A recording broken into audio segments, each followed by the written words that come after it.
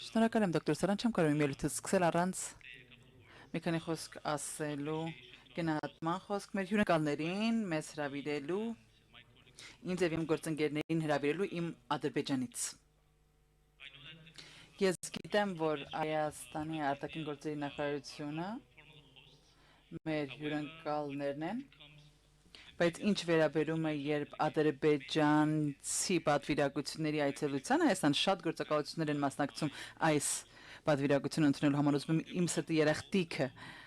արտահայտել այն բոլորին, ովքեր հնարավորություն են դարձել Ադրբեջանի այս պատվիրակության այցելությունը այստեղ Հայաստան։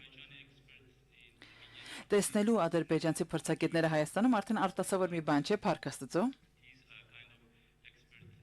Այս փորձագիտական եւ երկկողմանի այցելությունները իսկապես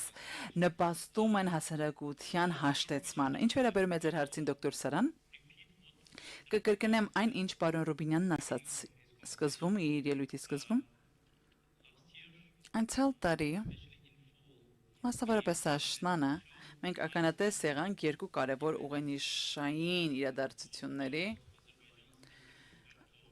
Ադրբեջանը դե ֆակտո վերացրեց էմբարգոն Հայաստանին հնարավորություն ընձեռով երրորդ կողմից տարանցիկ փոխադրումներ կատարել եւ Ադրբեջանի կողմից նավթամթերքի վաճառքը դեպի Հայաստան։ Երբ կարդացի այս լուրը առաջին հարցը, որի մտքում ծագեց, հետեւյալն էին. Ինչ իրավական հենքով է սա արված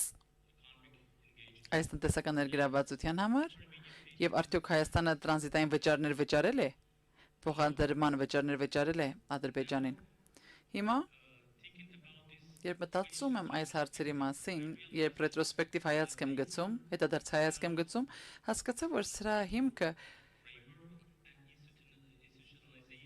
ինստիտուցիոնալիզացման մասին էր այս ամենը։ Հանել այս ներգրավության մակարդակը բարձրացնելու նպատակը դա էր, որը շատ անտագոնիստ միջավայր էր, ճշտամական միջավայր էր նախկինում։ Հիմա մենք ականատես ենք որոշ առևտրի եւ էկոնոմիկ տնտեսական փոխգործակցություն Հայաստանի եւ Ադրբեջանի միջև անկախ այն բանից, որ խաղաղության համաձայնագիրը վերջնական չկա դեռ։ Որքան որ առաջ ընթանանք, ես գիտեմ, որ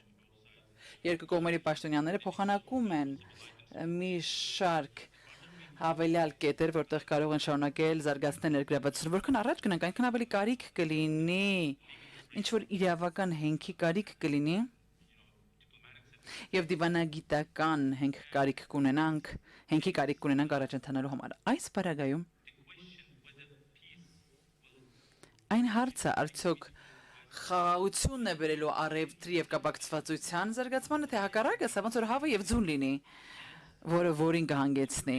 Բայց մեկ բան փաստ է, որ այս երկու բաները տեղի են ունենում զուգահեռաբար եւ մեկը մյուսին առաջ են մղում։